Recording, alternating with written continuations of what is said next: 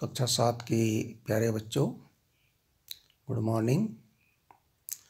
कक्षा 7 गणित में हमने पाठ 11 परिमाप और क्षेत्रफल शुरू किया है। कुछ बच्चे पूछ रहे हैं पाठ 10 नहीं पढ़ाया। पाठ 10 हमने छोड़ रखा है, अभी उसको हमने नहीं किया है। अभी हम सीधे पाठ 11 पे चले गए पाठ 9 से। तो आज हमने पाठ 11 में हमने प्रश्नावली 11.1 करना है, क्योंकि इससे पहले हमने परिमाप और क्षेत्रफल पे चर्चा करी थी। परिमाप और क्षेत्रफल के बारे में हम समझे थे कि परिमाप कैसे ज्ञात किया जाता है, किसी आयत का परिमाप किस सूत्र के द्वारा ज्ञात किया जाता है, किसी आयत का क्षेत्रफल किस सूत्र के द्वारा किया जाता है, और ऐसे ही किसी वर्ग का परिमाप किस सूत्र के द्वारा ज्ञात किया जाता है, और किसी वर्ग का क्षेत्रफल किस सूत्र के द्वारा ज्ञात किया जाता है। आपने सूत्र याद कर लिए होंगे। सूत्र अच्छी तरह से आपको याद करने हैं, ठीक है? क्योंकि यदि आप इन सूत्रों को याद नहीं करोगे तो आप इसको समझ नहीं पाओगे, और आगे इसके बाद जो और आकृतियाँ हैं उनका क्षेत्रफल आप कैसे याद करोगे, ठीक है? तो आयत और वर्ग का फटाफट से याद कर लीजिए, बहुत ही आसान सा सूत्र है। आयत का क्षेत्रफल होता है लंबाई गुणा चौड़ाई। आयत का परिमाप होता है 2 गुणा ब्रैकेट में लंबाई प्लस चौड़ाई, और वर्ग का होता है वर्ग का परिमाप होता है 4 गुणा भुजा, और वर्ग का क्षेत्रफल होता है भुजा गुणा भुजा, ठीक है? तो ठीक है, आज हम प्रश्नावली 11.1 शुरू करते हैं, जो कि आपके पास आपके सम्मुख है। इसका पहला प्रश्न, एक आयताकार भूखंड की लंबाई और चौड़ाई ये है, लंबाई ये है और चौड़ाई ये है, ज्ञात कीजिए। अभी 500 m लिखा है, इसका मतलब 500 मीटर। 300 m लिखा है, इसका मतलब 300 मीटर। अब भूखंड का क्षेत्रफल ज्ञात करना है। भूखंड कैसा है? आयताकार है, तो आयत वाला सूत्र लगेगा, ठीक है ना? भूखंड का मूल्य ज्ञात करना है, क्योंकि 1 वर्ग मीटर भूखंड का मूल्य 10,000 रुपये है। तो पूरे जो भूखंड का जो मूल्य होगा, भूखंड यानी जमीन का मूल्य कितना होगा, भूखंड यानी जमीन का टुकड़ा, इसका मूल्य कितना होगा दिया है। आयताकार भूखंड की लंबाई 500 मीटर, आयताकार भूखंड की चौड़ाई 300 मीटर। आयताकार भूखंड का क्षेत्रफल होता है लंबाई गुणा चौड़ाई, इनके L गुणा B कितना है, 500 गुणा 300 कर लीजिए। गुणा कैसे करेंगे स्मार्ट तरीके से, 0 0 0 0 4 0 लगाई, 1 2 3 4 4 0 स्मार्ट तरीके से लग गई, और 3 5 15, कितना वर्ग मीटर हो गया? 15,000 वर्ग मीटर, नहीं सॉरी, इकाई, दहाई, सैकड़ा, हज़ार, 10,000, लाख, 1,50,000 वर्ग मीटर, इतना उसका भूखंड का क्षेत्रफल हो गया। अब उसने कहा भूखंड का मूल्य।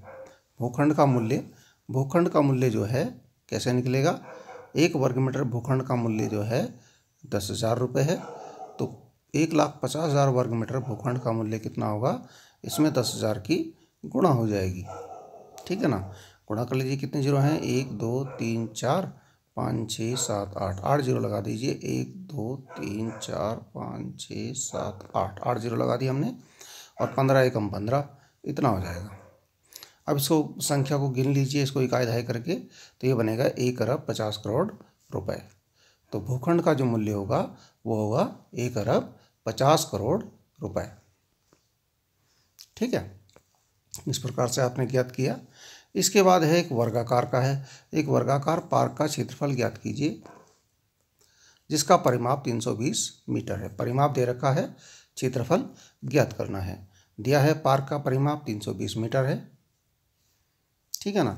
अब इसका क्षेत्रफल ज्ञात करना है, तो हमें भुजा तो पता होना चाहिए, क्योंकि पार्क का वर्ग का क्षेत्रफल होता है भुजा गुणा भुजा। अब भुजा हमारे पास होगी तो हम भुजा की भुजा में गुणा कर देंगे, है ना? लेकिन वर्ग का परिमाप दे रखा है, तो मान लीजिए पार्क की भुजा a मीटर है, m मतलब मीटर, m मतलब मीटर, a मीटर है, तो पार्क का परिमाप क्या हो जाएगा? 4 गुणा a, है ना? ये हो जाएगा। परंतु पार्क का परिमाप 320 है, तो 4 गुणा, ये हमारे अनुसार आया, ये प्रश्न के अनुसार है, तो 4 गुणा a का मतलब हो गया 320, 4 गुणा ए बराबर 320, दोनों बराबर हो गए। ये बन गया समीकरण। अब इसका 4 का पक्षांतर कर दीजिए। 4 का जब आप पक्षांतर करेंगे तो 4 चला जाएगा, यहाँ पे गुणा में था तो यहाँ पे बटे में चला जाएगा, भाग में चला जाएगा है। 320 के बटे में गया 4, 4 का भाग कर लीजिए। 4 से 320 को कटेंगे, 4 8 32, ये 80 बार कटेगा, ठीक है ना। तो हो गया ए बराबर 80 मीटर, यानी वर्ग की भुजा हो गई 80 मीटर। तो पार्क का क्षेत्रफल क्या हो जाएगा, वर्गाकार पार्क का क्षेत्रफल ए गुणा ए, यानी कि 80 गुणा 80, 80 गुणा 80।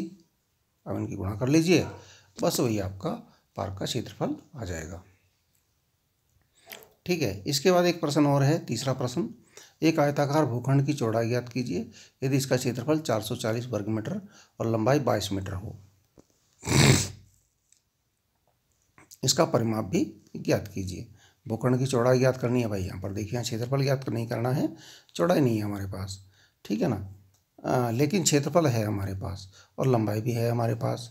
तो दिया है आयताकार भूखंड का क्षेत्रफल 440 वर्ग मीटर, आयताकार भूखंड की लंबाई 22 मीटर, आयताकार भूखंड की चौड़ाई मान लिया हमने b है, b ही मानते हैं, ठीक है ना। चौड़ाई को b से प्रदर्शित करते हैं तो b ही हमने उसको मान लिया, क्योंकि हमारे पास चौड़ाई नहीं है, चौड़ाई अज्ञात है।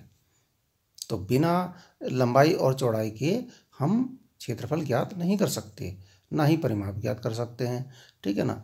तो आयताकार, जब हमारे पास लंबाई 22 हो गई l और चौड़ाई हमारे पास b हो गई, तो आयताकार भूखंड का क्षेत्रफल होगा l गुणा b, लंबाई गुणा चौड़ाई, और 22 गुणा b। l तो 22 है, 22 गुणा b, 22 गुणा b हो गई हमारा आयताकार भूखंड का क्षेत्रफल। परंतु ये तो हमारे अनुसार है, परंतु प्रश्न के अनुसार आयताकार भूखंड का क्षेत्रफल है 440 वर्ग मीटर। तो 22 गुणा 20 बराबर 440 हो गया। फिर तो 22 का पक्षांतर कर लीजिए, ये बटे में जाएगा क्योंकि यहाँ गुणा में है। भाई एक चर वाले रैखिक समीकरण तो आपने हल किए ही हैं, 22 बटे में चला जाएगा।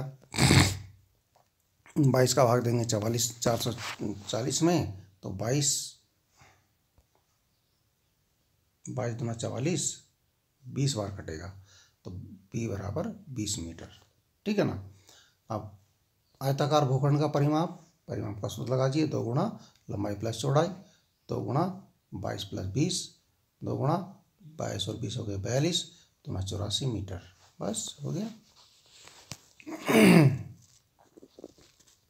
समझ में आ गया होगा आपको, तो ठीक है, आप इसे पूरा कीजिए और आगे के प्रश्न भी देख लीजिए। कोई आपको आता है तो आप एक प्रश्न जरूर करके दिखाइए। धन्यवाद।